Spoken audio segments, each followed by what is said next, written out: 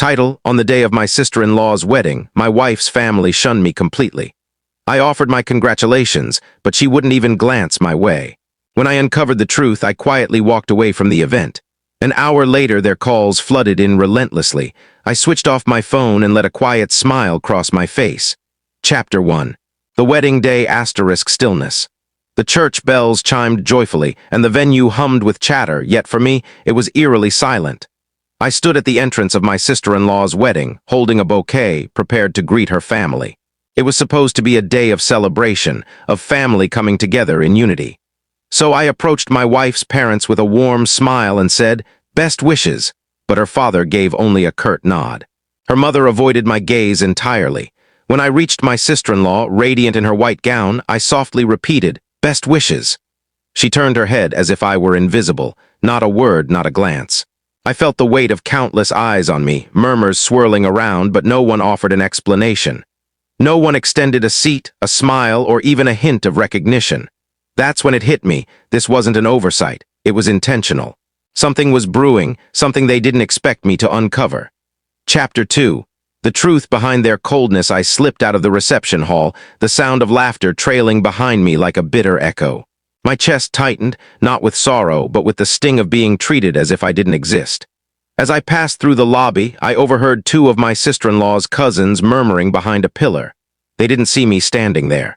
"Her dad said to act like he's not even here," one whispered. "He's not really family. The groom's side doesn't want him associated with them. They think he's beneath them." Their snickers cut deeper than any insult. Then my phone vibrated with a single message from a former colleague I hadn't spoken to in years. "Hey, something odd's going on. Why's your wife's family spreading rumors about you at the wedding?" Attached was a photo from a pre-wedding event. My name was conspicuously absent from the family seating chart, scratched out with bold black ink.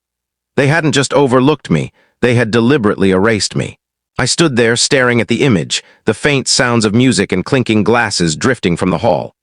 Without a word, I adjusted my coat, walked through the lobby doors, and left the event behind. As I stepped into the calm night, I didn't feel defeated. I felt composed, because I knew something they didn't. When people choose to publicly shame you, they forget that shame has a way of reflecting back on them. By the time I reached my car, my phone was buzzing incessantly. One call, then 3, then 8, then 12. I powered it off. And for the first time that day, a faint smile crept across my face. Because whatever scheme they had in store for me was about to unravel in ways they couldn't foresee. Chapter 3. The flood of calls. As I drove away from the venue, my phone on the passenger seat lit up repeatedly. One missed call, then 6, then 10. Just hours before, they had treated me like a ghost, striking my name from their plans, smirking as if I didn't belong. Now, they couldn't stop calling, her mother, her father. Even her sister, the bride who had refused to acknowledge me earlier. The irony was almost comical. What they hadn't realized was that their attempt to humiliate me hadn't just wounded me. It had exposed their true colors. The cousins' whispers I'd overheard. The seating chart with my name erased. My quiet departure. Guests had noticed, and murmurs had already started spreading through the hall. Why did he leave? Why wasn't he treated like family? Their flawless image was fracturing, and they needed me back to salvage it. I pulled into a quiet lookout, turned my phone off completely, and let the night envelop me. Their frantic calls, their desperation, it all faded into silence. And in that silence I smiled. Because now they were the ones scrambling. They thought they could erase me with whispers and crossed-out names. But by doing so, they had dismantled their own carefully crafted image. And soon, everyone would see it. Chapter 4. Chaos at the reception * back at the venue. While I sat in tranquil silence with my phone off, pandemonium was erupting. It started with soft murmurs. Did he just leave? Why wasn't he at the family table? Why was his name missing from the seating chart? In a room filled with affluent in-laws, old friends, and business associates, appearances were everything. Now their perfect wedding was teetering on the edge of scandal. Her father, flushed and sweating, tried to brush it off when guests inquired about my absence. Oh, he had an urgent matter to attend to. He'll be back soon. But as an hour passed with no sign of me, his excuse rang hollow. Her mother, in a panic, began making calls right there in the corridor, her voice sharp with urgency. But my phone was off. The guests noticed. They always do. The bride, who had coldly ignored me earlier, was now livid. Where is he? People are asking questions. He's ruining everything. But the truth was, I wasn't ruining them. They had ruined themselves by choosing to publicly exclude me. Now they were grappling with the consequences. As they scrambled to cover their tracks, they only dug themselves deeper. The guests' whispers spread faster than any speech or toast, and while their perfect evening spiraled into rumors and side glances, I sat in my car, smiling, knowing this was just the beginning of their regret. Chapter 5. The tide turns. The longer I ignored their calls, the more their carefully constructed image fell apart. Whispers in the reception hall grew into murmurs loud enough to echo across the room. Some guests pulled out their phones, scrolling through social media, piecing together rumors they'd heard about how my wife's family treated me. "If they can treat their own son-in-law like that, imagine how they treat others," one relative muttered, not quietly enough. That comment spread like wildfire among the tables. The groom's parents, who prized reputation above all, quickly caught on. They weren't naive. They saw the tension, the missing face, the frantic whispers, and they didn't like it. Her father tried to laugh it off again, fumbling through excuses, but the groom's father leaned in sharply and said, "We expected respect tonight. Instead, we get disgrace. What kind of family humiliates their own?" The bride's composure faltered as she overheard. The bride, now cornered by her own guests, turned on her parents in a fury. "You said it wouldn't matter. You said no one would notice." But everyone had noticed. And worse, they were talking. As their perfect evening unraveled, I sat miles away, gazing at the city lights through my windshield. My phone kept buzzing, call after call flashing across the screen, but I didn't answer, because my silence spoke louder than anything I could have said in that hall. They thought ignoring me would erase me. Instead, it erased their own dignity. And by the end of the night, they weren't mocking me anymore. They were pleading for me. Chapter 6. The please asterisk. By the time the cake was cut and the music softened, their facade had entirely crumbled. Even with my phone off, I could see the notifications piling up when I briefly checked it. 15 missed calls from her father, 12 from her mother, 7 from the bride herself. Dozens of frantic texts. "Please come back. People are asking questions. You don't understand how bad this looks. If you care about this family, answer us." The irony was both bitter and satisfying. Just hours earlier, I wasn't family enough to sit at their table. Now they needed me back, not for my sake, but to save their reputation. Guests cornered them with questions they couldn't answer. Why was he ignored? Why wasn't his name on the list? Why would he leave during the ceremony? Each question twisted the knife deeper. The more they scrambled, the more obvious their mistake became. Their attempt to erase me had backfired, stripping away their dignity instead.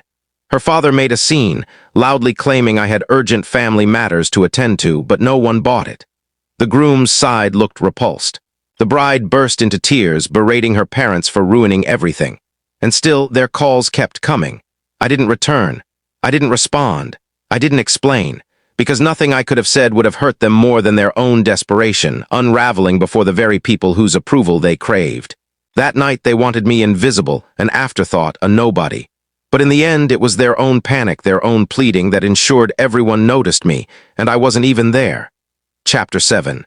The aftermath. The wedding ended without me, but its fallout was only beginning.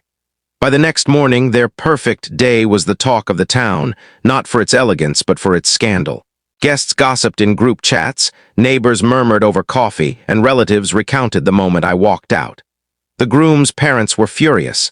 They'd invested in an image of prestige, only to find their new in-laws had publicly humiliated a family member. "If that's how they treat their own, how will they treat us?" one of them reportedly said. The marriage began under a shadow of mistrust, and everyone knew it. My phone, now back on, was flooded with new messages. This time they weren't angry, they were begging. "We didn't mean it like that. You know how weddings can be. Please don't ruin this for your sister-in-law." But the damage was done not by me, but by their own actions. Their cruel exclusion had left a stain no apology could remove. I didn't respond. I didn't lash out. I didn't seek retribution in words, because I had already won. By staying silent, by refusing to return, I had forced them to unravel in front of the people whose respect they valued most. They thought ignoring me would make me disappear. But in the end, my silence was the loudest presence in the room. Epilogue. The lasting echoes. The decision to exclude me at the wedding triggered consequences that lingered for years. The groom's family never forgot what they witnessed. What should have been a joyful union became a strained marriage, weighed down by suspicion and judgment. The bride, once so proud and dismissive, was constantly reminded of the scandal that tainted her wedding. Every disagreement with her husband circled back to that night. "Your family humiliated him. How can I trust you to respect mine?" The perfect image her parents had cultivated shattered, never to be repaired.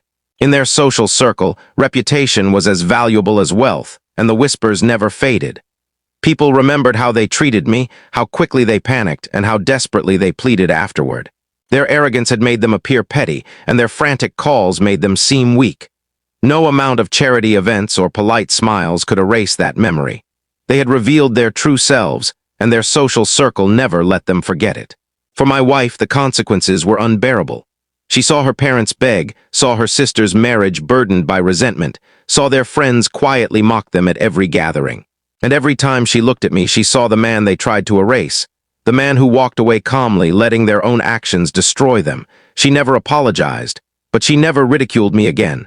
Silence replaced arrogance. Respect replaced scorn. And me? I never needed to explain myself. My silence had spoken louder than any confrontation. They thought ignoring me would make me invisible. But my absence became the loudest presence in the room, the crack that shattered their carefully built image. In the end, I didn't need revenge through anger. My revenge was simpler, sharper, letting them collapse under the weight of their own hubris. And every time I saw their eyes flicker with regret years later, I smiled quietly, just as I had on the night of the wedding. Was this retribution justified? Share your thoughts in the comments below. Enjoyed the story. If you believe this tale of justice resonates, share it with someone who could use this energy. And follow Lauren's stories for more gripping tales of betrayal and redemption. Because here, every deception meets its reckoning, and every betrayal casts a long shadow. Stay sharp, stay resilient, and stay tuned.